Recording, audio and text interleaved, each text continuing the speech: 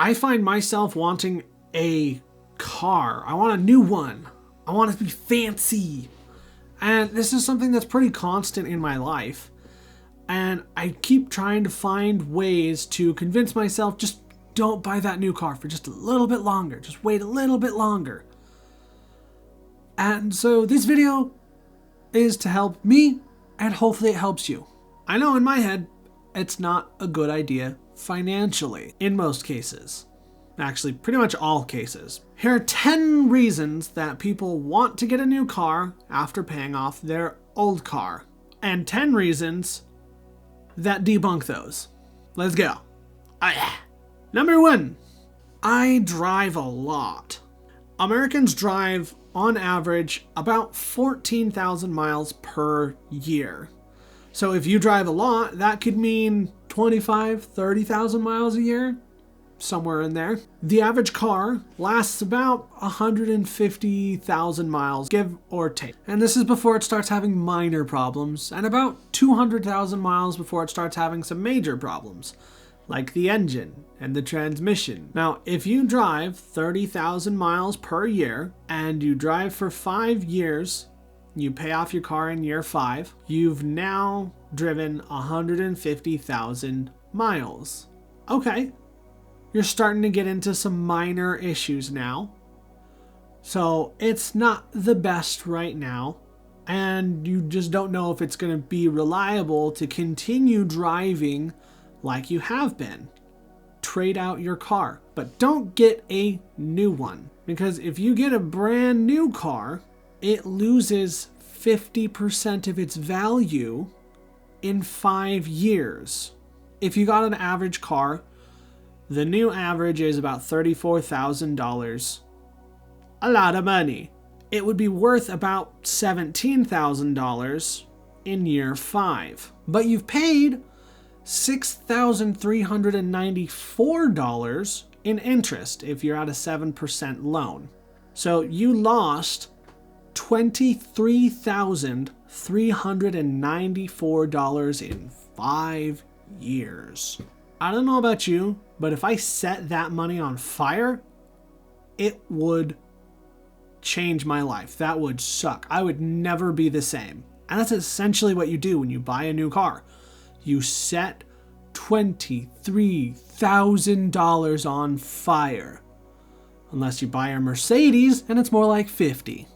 I don't like that. I don't like that thought. So, why not let someone who drives a lot less than you and a lot less than the normal buy the car new, drive it for 3 or 4 years, and then they're going to trade it in, they're going to lose the $23,000, and you get to save that $23,000. That's amazing. Now, some cars do hold their value better, like Honda, Subaru, Toyota. If you buy something like Mercedes, BMW, those kind of cars are luxury and they lose 50% or more by 5 years. Proof right here. Reason number 2. I don't trust used cars. This is a stupid reason. Why?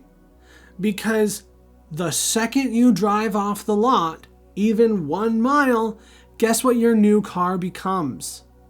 Used. You have a used car now. There is no such thing as driving a new car. It's used. Always used. Just because you buy it new doesn't mean you don't currently drive a used car. Wait, I drove it off the lot. It's now a used car. Used cars aren't reliable. I better go buy a new one. Yeah, that logic tracks. Now, a car with 30,000 miles on it is just as good as a car with 0. It's even better because it's already been broken in. Now, the new car warranty. That's number 3. I want to have my warranty. Would it be nice? Yeah, but guess what? After the first 3 years, most of the bugs have been fixed. And If it's a factory recall, because a lot of the bugs end up being factory recalls, especially if it's a safety issue, guess what? That is covered by law for free federally. It has to be covered by the manufacturer. So all those repairs, warranty. You're good. And the federal law is as long as it is 15 years old or newer. 15 years old, you can get a pretty cheap car for that. Number 4, I don't want to rent a car when my car is in for service. If you get your service done at the dealership, it may cost more, but guess what? They will loan you a car for free. And guess what? It's a brand new car. And you get to see all the features and see everything. That's why they do that, is you go, man, my car is so old. It's like 3 years old and I don't have all these things that this has. Ooh, and it's a really good sales tactic because a lot of people fall for it. I know I want to, but I'm not going to because I have a paid off car. Anytime I have work done at the dealership, they loan me a car, even if it's just an hour or two. I like that. That's really nice. And the reason that it costs more to go to the dealership for service, they only use genuine Subaru parts. They don't use knockoffs, they don't use secondhand, nothing. Only brand new, only genuine, and all of the mechanics are Subaru certified for whatever maintenance or repairs that they're doing. They're gonna do it right, and if they don't, most of the time they warranty their work. That's pretty cool. They're not gonna be cutting corners just to save a buck. That's why I get all of my work done at the dealership. Also, my car has always had the work done at the dealership even before I got it. I've got the documentation and everything. That's a pretty good selling point. Number 5, the entertainment tech. I want to have Android Auto, and I want to have wireless Apple CarPlay, and I want to have Bluetooth and all this. Guess what? They've had Bluetooth for a very long time, and if you want to have wireless Android Auto and wireless Apple CarPlay, you can get an aftermarket radio. Oftentimes, they look really good in the interior. Mine looks almost stock. I've had multiple people go, is that stock? And I go, no, it's not stock. But I did pay $700, and now I don't want to sell my car, because if I sell my car, I have to get a 2023 or newer to have wireless Android Auto if I have a Subaru. And I love Subarus, so I buy Subarus. I'm not selling my car because I like my wireless Android Auto. It's so convenient. But I have a 2010 car with wireless Android Auto. That's pretty great. Oh yeah, and it has steering wheel controls integrated into it. Number 6, they want to look rich. Why not actually be rich? Doesn't that make more sense? Here's a secret. People don't care about the person inside their car. They look at the car and they go, ooh, that's a nice car. And in my head, what I say, ooh, that's a big payment, because I know 80% of new cars are financed. So there is an 80% chance that that guy can't afford the car either. He can afford the payment. Afford. Now, number 7. I want to build my credit because I want to be financially responsible. That's really stupid. Why do you want a credit score? Well, I need to be able to take out debt. Okay. And why do you want to take out debt? So I can improve my credit score. And why do you want to improve your credit score?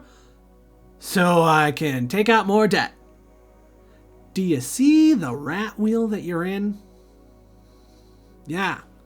But, bud, I would like to buy a house, and I need to have a credit score to buy a house. No, you don't. You need to have a credit score to make it easy to take out a loan on your house. You have 2 options if you don't have a credit score. Option number 1 It's really hard. It takes a lot of time and patience, but you can do it. You can pay cash. Not easily attainable for everybody. So, guess what? You can also get a mortgage without a credit score. You know how? It's called a manual underwrite loan. Simplified, the bank just has to prove that you can pay the payment. So, all of your rent payments, all of your phone payments, all of any other payment that you have, like utilities, things like that, internet, all of that is proof that you pay your bills on time. And the bank will know that. And okay, cool.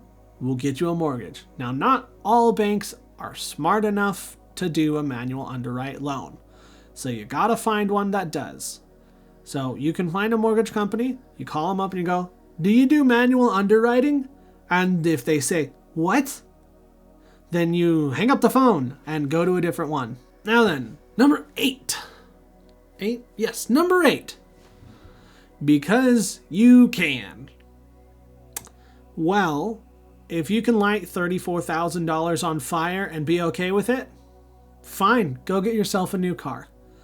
Most people can't light $34,000 on fire and be okay with it. Number 9, efficiency. You know the crazy thing? For 2024, the EPA average for gas mileage, 28 combined. Okay. Well, what if I get a car that's 4 years old?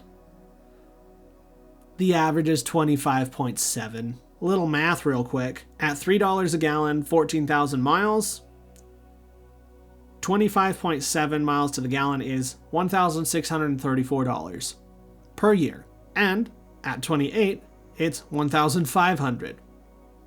Translation, you want to lose $23,000 just so you can save $536 over 5 years.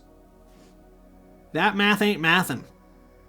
How about save $23,000 and pay $530? Now, number 10. They want the new style. Okay, cool. But with all those electronics and all the new safety features, there's so much more to go wrong. There's been studies that have come out that said, wow, new cars have more problems than ever. I don't like that. I'll stick with my used car. Yes, I will. So, yeah, it might look pretty, but inside, with that glitchy infotainment center and the glitchy speedometer, that $34,000 feels great now, doesn't it? You paid $23,000 of value just for that glitchy screen. Good job. Way to go. Now, hopefully, you don't want a new car anymore, and you'll settle for a nice, reliable used car with low miles. And if not, good luck being poor for the rest of your life. Good luck with your finances. Peace, love, and happiness. I'm rooting for you.